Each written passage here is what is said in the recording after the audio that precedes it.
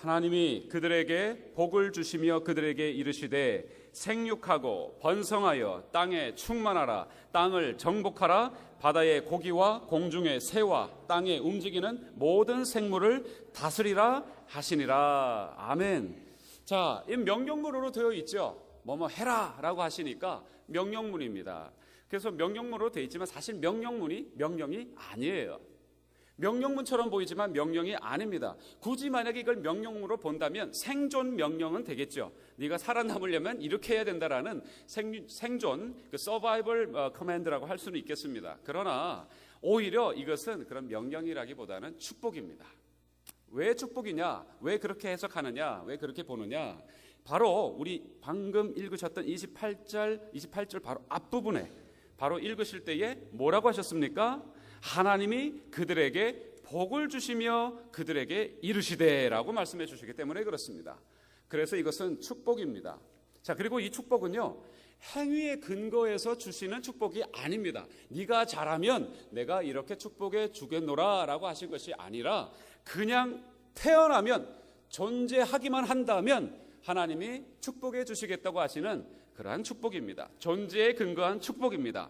뭘 잘했기 때문에 주시겠다고 하는 축복이 아니라 그냥 인간으로서 태어난 그 자체만 가지고도 하나님 앞에서 축복을 받을 수 있다라는 귀한 하나님의 말씀인 줄로 믿습니다. 근데 이 말씀 속에 중요한 세 가지가 이 축복의 내용, 또 우리가 살아가면서 반드시 누리고 받아야 할 축복의 의미와 컴포넌트라 그러죠. 요인이 있습니다. 구성 요소가 있어요.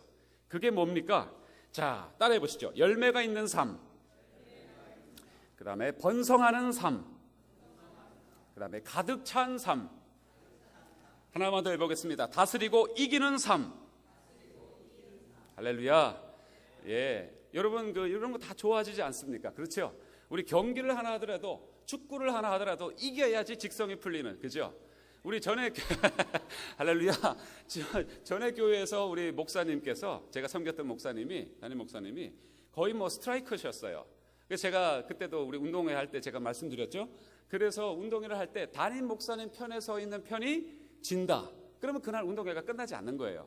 그래서 반드시 담임 목사님이 골을 넣어야, 또는 무슨 운동을 하시든지 이겨야 그 운동회가 이제 끝납니다.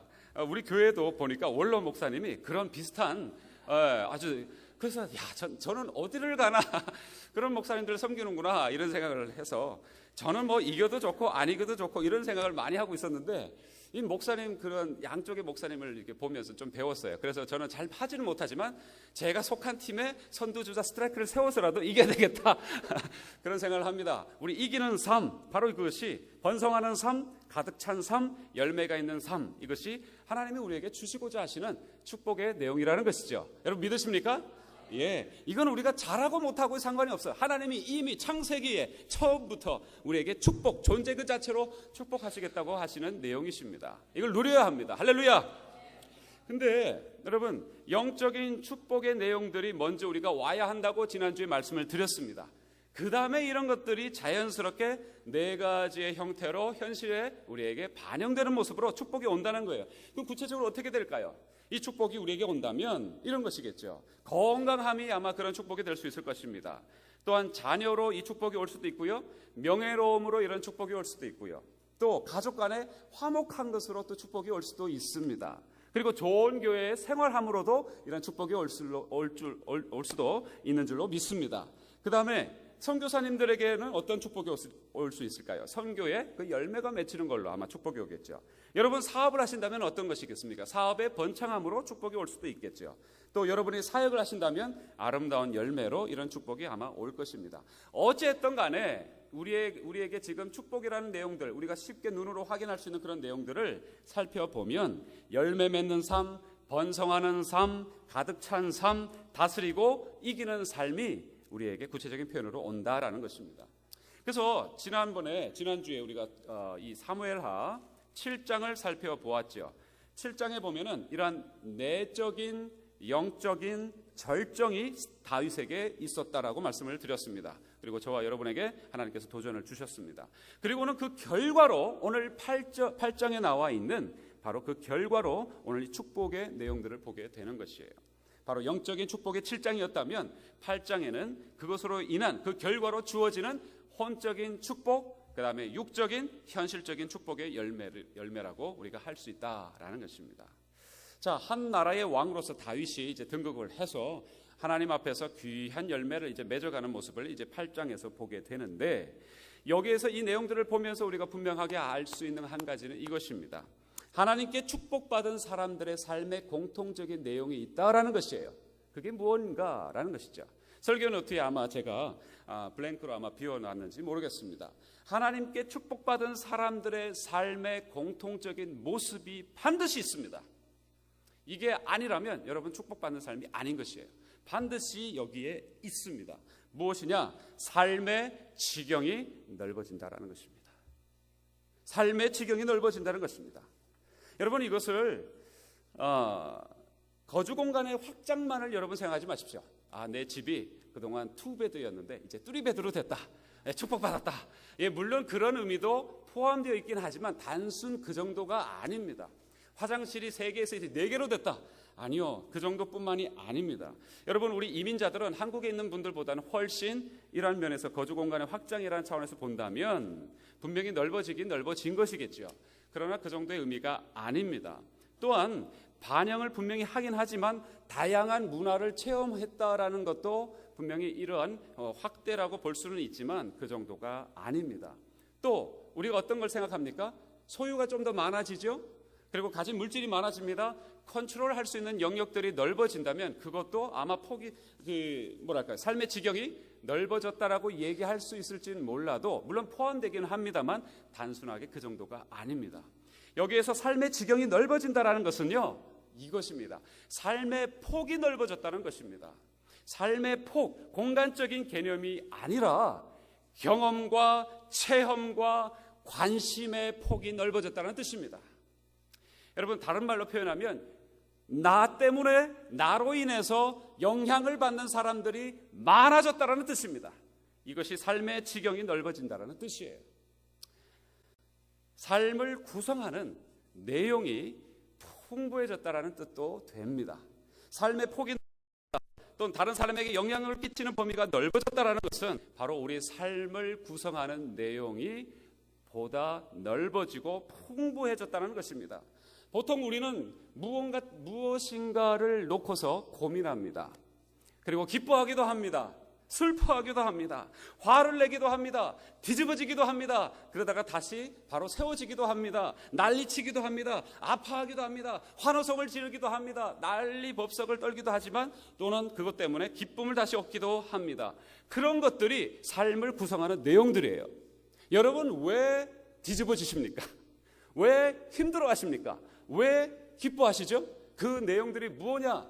그것이 바로 지금 저와 여러분을 구성하고 있는 삶의 구성 내용이라는 것입니다.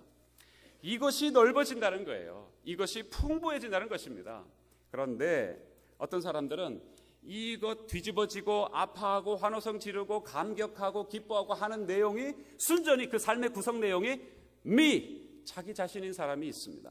그러면 정말 좁고도 좁은 인생이에요. 나 때문에 울고, 나 때문에 기뻐하고, 나 때문에 아파하고, 나 때문에 환호성 지르고, 물론 다 대부분이 그런 것처럼 보입니다만 그렇지 않는 사람들도 많이 있습니다. 대부분의 사람들은 자기 때문에 이런 삶을 구성하는 내용이 다 자기에게만 집중되어 있는 것 같지만 하나님의 백성들은 자기에게 집중되어 있는 것이 아니라 이제 더 그 지경을 넓혀가야 한다라는 것을 하나님은 말씀해 주고 계시는 거예요. 여러분, 많은 사람들이 그렇게 자신의 그런 내용 때문에 자신의 어떤 그 집중하면서 자신의 것으로만 힘들어하는 사람들이 있는데, 그러나 반대로 이런 사람들도 있어요. 여러분, 아무런 해당이 없는 사람이지만 그 사람을 위해서 기도하면서 힘들어하는, 그리고 중보하면서 눈물 흘리는 사람들도 많이 있습니다. 그리고 전혀 가보지도 못하고 만나지도 못한 백성인데 다른 나라 사람들을 놓고서 그들이 하나님을 만났다라는, 그리고 그들에게 선교사가 복음을 전해서 그들이 하나님을 경험하게 됐다라는 그 얘기 듣고서도 정말 기뻐 뛰며 감격하는 사람들이 수많이 있습니다. 그리고 전혀 해당 없지만 가보지도 않았지만 정말, 그리고 또한 경험하지도 못했지만 어떤 사람들이 또는 어떤 아이들이, 어떤 그룹들이 힘들어한다라는 그 얘기를 듣고 가슴앓이를 하며 고통하는 심령들도 많이 있습니다. 이게 무슨 얘기일까요? 삶의 폭을 얘기하는 것이에요. 영향력을 얘기하는 것입니다. 지금 여러분이 세계를 일주하고 다녀도 나 자신을 위해서 살아간다면 삶의 폭은 요만한 것입니다. 그러나 이 자리에 필라델피아를 한 번도 떠나지 않았다 할지라도 여러분이 다른 사람에게 그런 관심을 갖고 있다면 여러분의 삶의 폭은, 여러분의 삶의 영향력은, 여러분의 삶의 지경은 넓혀진 것입니다. 이런 것들이 저와 여러분에게 다시 회복되어야 되는 내용들인 것이에요.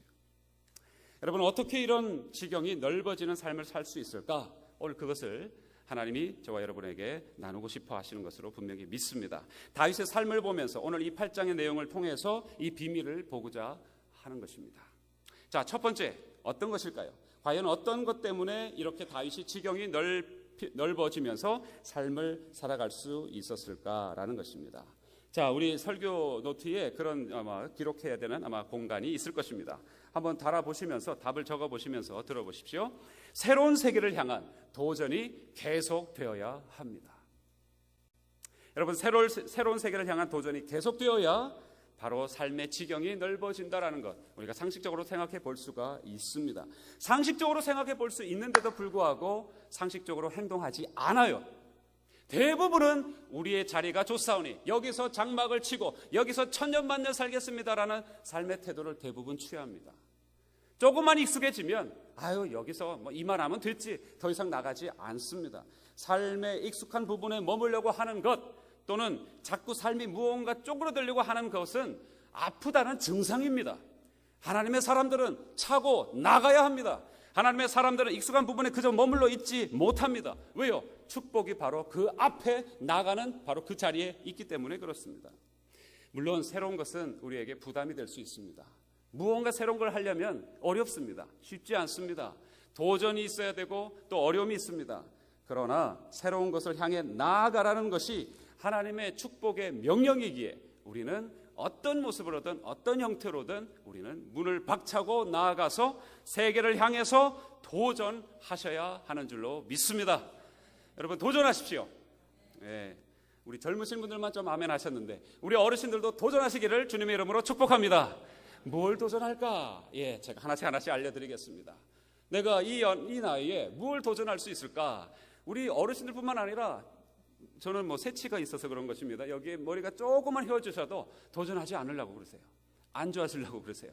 이 말하면 됐지. 내가 이 나이에 이 순간 이런 상황 속에서 뭘 도전해? 그건 청년들에게나 해당되는 내용이다. 그렇지 않다는 말씀입니다.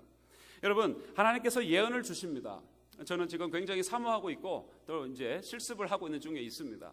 하나님이 예언을 주시는데 예언을 주실 때마다 하나님께서 어떤 말씀을 주신 줄 아십니까? 그 자리에 딱 좋으니 머물러 있으라. 이런 말씀을 한 번도 주신 적이 없다는 것입니다. 항상 움직여라. 그리고 분명히 나아가라. 도전하라고 얘기하십니다. 그리고 분명히 하나님께서 상투적이라고 우리가 생각할지는 모르겠지만 항상 기도할 때마다 예언을 주시면 내가 새 일을 행하리라. 할렐루야. 여러분, 저와 여러분에게 삶 속에서도 이 교회를 향해서도 저와 여러분의 개인의 삶 속에서도 새 일을 행하실 줄로 믿습니다. 그 새 일은 이전과는 다른 일일 것입니다. 그 일이 과연 무엇일까? 여러분, 하나님의 축복의 메시지는 바로 그런 것들이에요. 여러분, 이제 오늘 과테말라 선교, 단기 선교 지원서가 아마 우리 주보에 삽입되어 있죠. 여러분, 과테말라 그러면 과자만 들어도 나하고는 상관이 없어. 이제 과자만 우리 와이프가 과자 먹을래? 했는데도 난 싫어. 그러실 수가 있습니다. 마음에 부담이 올 수가 있죠. 아니, 내가 옆 동네도 전도 안 하는 판에 내가 거기까지 모르는 나라에 가서 그 생고생을 하면서 그 무슨 짓이래? 여러분, 그렇게 생각하십니까? 그렇지 않습니다. 여러분, 내가 얼마나 축복받았는지는 나가봐야 아는 것입니다. 여러분, 내가 얼마나 할 일이 많은지는 나가봐야 아는 것입니다. 하나님이 얼마나 살아계신지는 나가봐야 아는 것입니다. 여러분, 이 자리에만 앉아 계시면 하나님이 살아계신지 돌아가셨는지 정말 역사하시는지 우리는 잘 몰라요. 그냥 안주하는 삶은 그냥 그렇게 묻히는 삶이 될 수밖에 없는 것이에요. 여러분, 그래서 과테말라라든지 이런 선교지를 가다 보면 사실 많은 부담이 있습니다. 어떤 부담입니까? 아니, 왜 그렇게 가서 생고생을 할까? 따뜻한 이불과 따뜻한 요와 따뜻한 삶의 터전이 있는데 그런 걸 다 뒤로 하고 내팽개쳐 놓고는 그 동네로 가서 그 사람들과 함께 지내는 동안에 얼마나 쉽지 않은 어려운 시간들이 있습니까? 그럼에도 불구하고 우리가 도전해야 하는 것이 바로 하나님의 명령이기 때문에 그런 것이죠. 여러분, 다윗의 삶을 보십시오. 오늘 방금 읽으셨던 내용을 보면 블레셋, 또 모압, 소바, 아람, 에돔이라는 주변 많은 나라들의 이름이 등장합니다. 이런 나라들이 등장하고 있는데 여러분 가만히 한번 생각해 보세요. 다윗이 지금 이 다윗 왕국을 탁 세워놓고는 어마어마하게 이제 제대로 된 왕국으로서 이제 나아가고 있는 입장에 있습니다. 굳이 옆에 있는 이런 작은 속국들을 칠 필요가 없는 상황일 수도 있어요. 굳이 애꿎은 그런 나라를 건드려서 긁어서 부스럼 만들 필요도 없고, 그리고 아무리 작은 나라라 할지라도 그렇게 무차별하게 공격할 필요도 사실은 없어 보입니다. 그런데도 불구하고 다윗은 가만히 있지 않고 나아가서 전투합니다. 나아가서 그들을 취합니다. 나아가서 그들을 정복합니다. 왜요? 축복받은 자의 삶의 내용이 무엇인지를 다윗은 알고 있기 때문에 그렇습니다. 7장에 보니까 반드시 하나님께서 약속해 주신 내용 중에, 다윗에게 약속해 주신 내용 중에 내가 너의 모든 주변 국가로 하여금 평안하게 하겠노라, 너의 주변 국가로 인하여서 네가 어려움을 당치 않게 하겠노라라는 하나님의 약속, 언약이 있었어요. 우리 7장 11절로 성경을 한번 잠깐 돌아가 보겠습니다. 7장 11절 474페이지에 있는 것 같습니다. 제가 가지고 있는 성경으로는 474페이지에 있는 7장 11절 같이 함께 크게 읽어볼까요? 시작. 전에 내가 사사를 명하여 내 백성 이스라엘을 다스리던 때와 같지 않게 하고 너를 모든 대적에게서 벗어나 평안케 하리라. 아멘. 이 약속이 있었기에 이제 나간 것입니다. 여러분, 제가 무조건 세계를 향해서 나가자, 도전해야 한다라고 하면 이렇게 생각하시는 분들이 있어요. 무조건 일을 새로 벌리자 이렇게 생각하시는 분들이 있어서 이런 얘기를 드려봅니다. 무조건 일을 새로 벌리는 것이 다 축복이라고 여러분 생각할 수 있는데 그런 것은 또 아닙니다.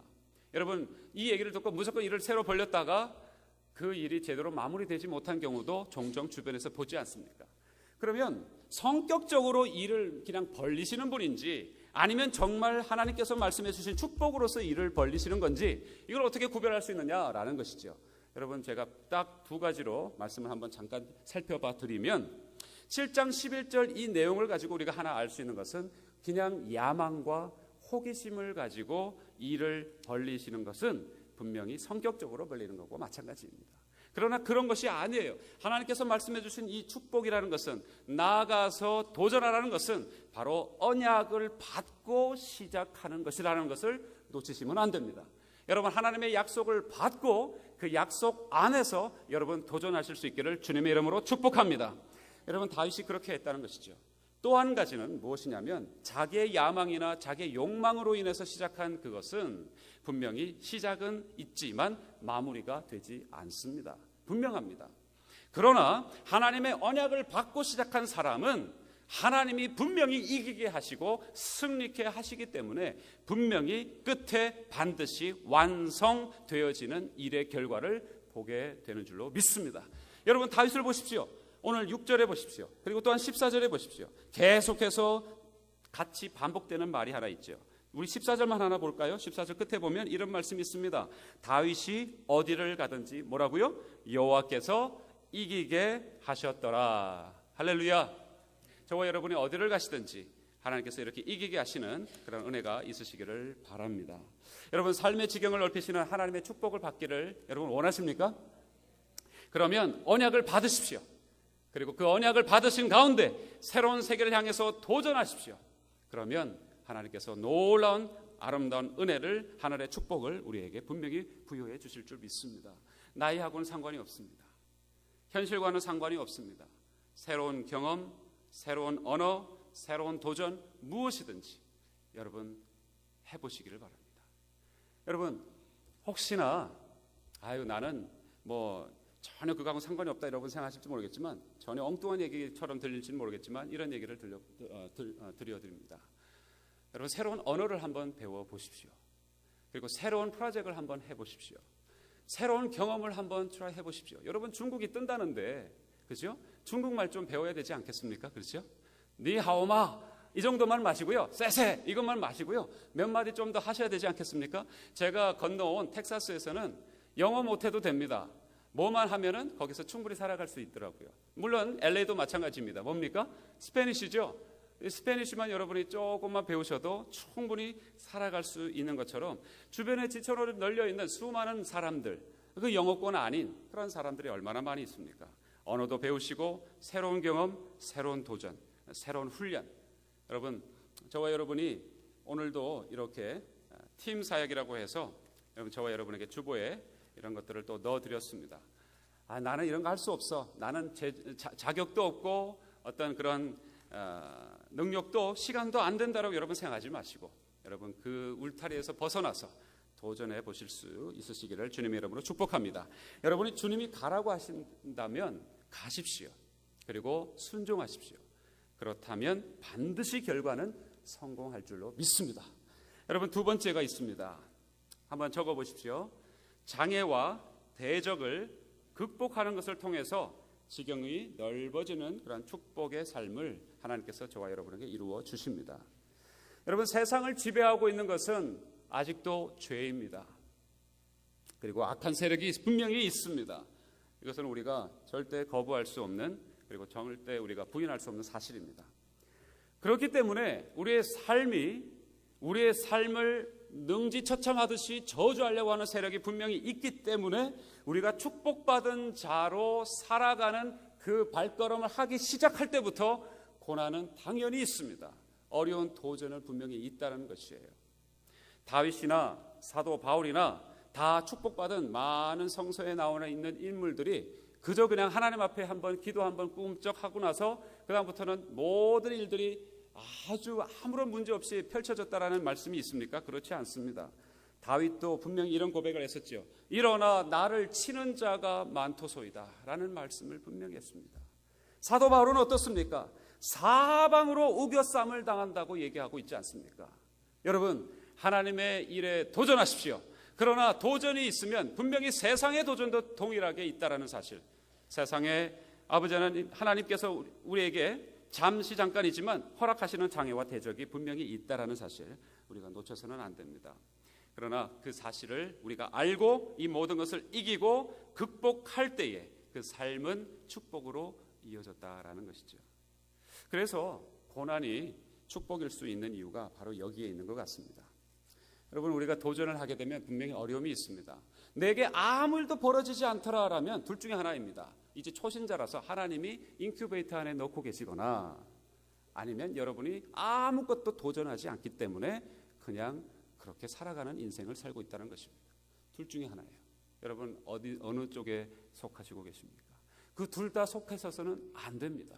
하나님 앞에 도전하십시오. 그리고 세상이 오히려 우리에게 도전할 때에 우리는 그것을 극복하리라 믿고 주님을 믿고 주님 붙잡고 지나가시는 은혜로 뚫고 나가시는 그러한 놀라운 은혜가 저와 여러분에게 있기를 바랍니다. 고난이 있습니다. 어려움이 있습니다.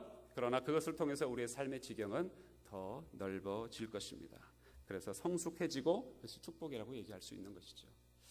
그 다음에 하나 더 있습니다. 세 번째 한번 적어보시면서 우리가 하나 알아보겠습니다. 한번 따라해 보시면서 적어보실까요? 결과를 하나님 앞에, 더 크게 얘기하십시다. 결과를 하나님 앞에 가져오는 경주하라.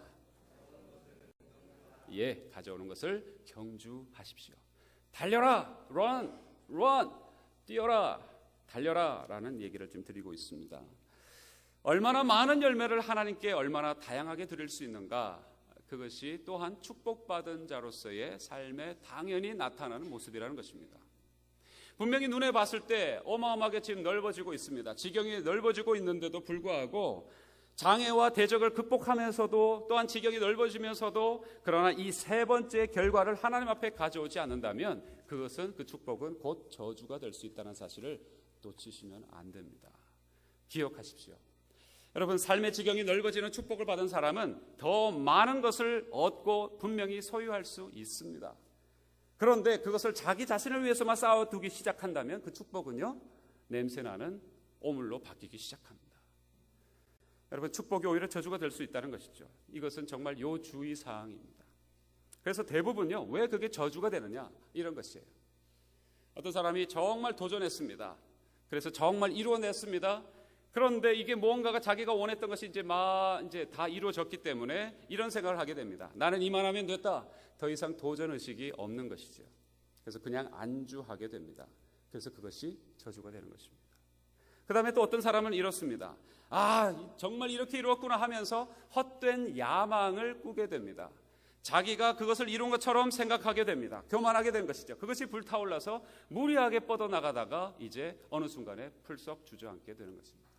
그래서 이것은 하나님께서 우리에게 삶의 지경을 넓혀주시는 이 축복은요, 그냥 많은 것을 얻고 소유하는 것으로 끝나면 절대 되지 않습니다. 삶의 폭이 넓어지는 것으로만 끝나서도 되지 않습니다. 넓어졌다면 반드시 이 세 번째, 어떻게 해요?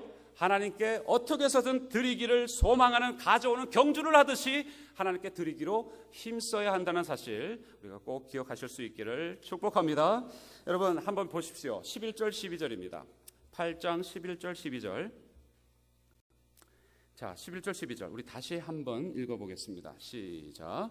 다윗 왕이 그것도 여호와께 드리되 저가 정복한 모든 나라에서 얻은 은금 곧 아람과 모압과 암몬 자손과 블레셋 사람과 아말렉에서 얻은 것들과 소바 왕 르홉의 아들 하다데셀에게서 노력한 것과 같이 드리니라. 결과를 하나님께 드리는 경주를 하고 있는 다윗의 모습을 봅니다. 여러분, 하나님께서 은그릇이 필요하십니까? 금그릇이 필요하십니까? 금은 보화가 하나님께 필요하실까요? 아니에요. 필요 없는데 왜 다윗은 하나님께 가져다 드리고 있습니까? 경주하듯이, 마치 경주하듯이, 컴피티션, 무슨 경기하듯이 이렇게 금은 보화를 족족 노력한 대로, 얻은 대로, 취한 대로 하나님께 다 갖다 바치고 있죠. 다윗이 그 사실을 몰랐을까요? 다윗이 하나님이 금그릇이, 은그릇이 필요하다고 생각했을까요? 아니죠. 다윗은 분명히 알았습니다. 그러나 왜 이렇게 금그릇, 은그릇을 하나님께 갖다 드리기에 경주하듯이 이렇게 바쳤을까요? 그게 무슨 내용일까요? 자신의 삶의 지경을 넓히시고 축복을 주시는 하나님 앞에, 어디를 가든지 이기게 하시는 하나님 앞에 그곳에서 얻은 것들을 가져다 드리면서 이 축복이 어디로부터 왔는지를 분명하게 하고 있는 다윗의 모습인 줄로 믿습니다. 여러분, 저와 여러분이 가진 것 여러분이라고 착각하시면 그건 저주입니다. 여러분, 하나님이 다 주셨다고 믿으시면 아멘 하시기 바랍니다. 여러분, 그렇다면 하나님, 이것도 내 삶 속에서 하나님이 건강 주시고 은혜 주시고 나도 오늘 나에게 생명을 주셔서 오늘 여기까지 왔사오니 하나님 이것도 드리고 싶습니다. 하나님 이거 받아주십시오. 하나님 정말 즐거워하십시오. 하나님이 내게 이런 것도 주셨으니 나 다시 주님 앞에 이런 것들을 가져다 드립니다. 이렇게 좋은 것도 있습니다. 하나님 감사합니다. 그 축복을 하나님 앞에 다시 돌려드리는 것이죠. 사랑하는 우리 성도 여러분, 정말 하나님이 원래 계획하셨던 원래 우리의 모습들이 있습니다. 얼마나 우리가 일그러져 있는지 모릅니다. 그래서 이 땅이라는, 인생이라는 시간을 주셨고 그것을 회복하는 시간을 우리에게 귀중하게 주셨어요. 그래서 예수 한번 믿고 요즘 현대교회는 구원 한번 받았으면 이제 끝이다 하면서 마음대로 살아가는 현대교인들의 모습들을 많이 보게 됩니다. 그러나 틀렸습니다. 구원을 이루십시오. 두렵고 떨림으로 구원을 이루십시오. 여러분, 다 됐다, 나 천국 땄다, 이제 내 마음대로 살겠다, 어떻게 살아도 하나님 나는 천국에 들어가게 하겠지. 아니요, 나중에 불에서 나온 것 같이 부끄러운 구원을 얻을 수도 있습니다. 여러분, 오늘을 살아가는 이유가 바로 여기에 있어요. 목적이 있어요. 때가 있어요. 하루를 살더라도, 내일 죽음을 당할지 알지 못하지만 하루를 살더라도 하나님 앞에서 이 복을 받은 자로 반드시 누려야 하고 우리가 나아가야 하는 그 길이 있다라는 것입니다. 삶의 지경을 넓히십시오. 삶의 폭을 넓히시기를 주님의 이름으로 축복합니다. 그것이 축복입니다. 여러분, 우리 어르신들은 무엇을 할 수 있을까요? 저는 그런 얘기를 가끔씩 우리 모든 성도님들에게 들려드립니다. 아이들에게도 심지어 들려줍니다. 우리 어르신들은 반드시 하시고도 남기 때문에 얘기를 드립니다. 기도로 전 세계를 돌아다니실 수 있습니다. 할렐루야. 기도하면 어디까지나 갑니다. 여러분, 우리의 몸은 한계가 있습니다. 우리 불편하셔서 한국까지도 못 가시는 우리 어르신들이 계십니다. 그러나 기도로 조국 강산을 위해서, 조국 교회를 위해서, 북한을 위해서 우리가 기도할 수 있습니다. 할렐루야. 이게 삶의 지경을 넓히는 또 한 가지의 방법 중에 한 가지겠죠. 여러분, 하나님의 자녀로서 삶의 지경을 넓히십시오. 이 필라델피아에 사시면서 한 번도 나가본 적이 없다면 내년도 과테말라에, 꼭 한번 응시해 보시기를 바랍니다. 여러분, 정말 몸이 약해서 또는 물질이 없어서 그렇다면 여러분 다른 방법도 있습니다. 기도하십시오. 그리고 가는 팀들을 여러분 적극적으로 후원하십시오. 그리고 갔다 하나님 앞에 정말 이 좋은 것도 있사오니, 하나님 이런 좋은 것도 있사오니 받아주십시오라고 여러분이 가지고 있는 것 쟁겨두시지 마시고 하나님 앞에 다 내려놓으시길 바랍니다. 하나님이 어떻게 해서든지 한번 들으시길 바랍니다. 하나님이 어떻게 하시는지요 한번 두고 보시자고요. 해보지도 않고 어떻게 해봐야 나만 손해요. 여러분 그렇게 생각하십니까? 정말 아주 이런 분이 한 분 계셨어요. 11조 얘기를 한번 제가 헌금 얘기 거의 하지 않는데 이런 얘기가 나왔으니까 제가 잠깐 해봅니다. 11조 얘기 중에서 이런 집사님이 한 분 계셨어요.